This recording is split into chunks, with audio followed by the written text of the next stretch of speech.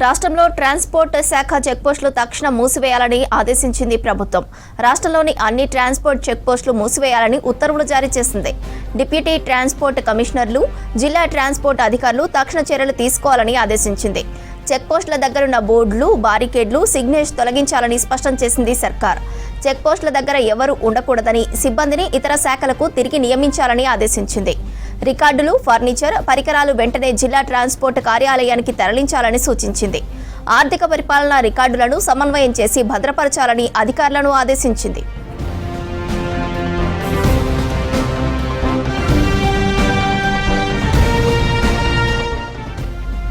ఇవాళ సాయంత్రం 5 గంటల లోపు అన్ని చెక్పోస్టులను ఎత్తివేయాలని రవాణా శాఖ కమిషనర్కు ఆదేశాలు ఇచ్చారు ముఖ్యమంత్రి రేవంత్ రెడ్డి.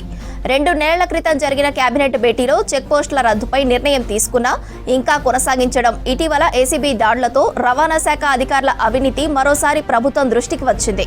దీంతో సీఎం రేవంత్ రెడ్డి సీరియస్ అయ్యారు.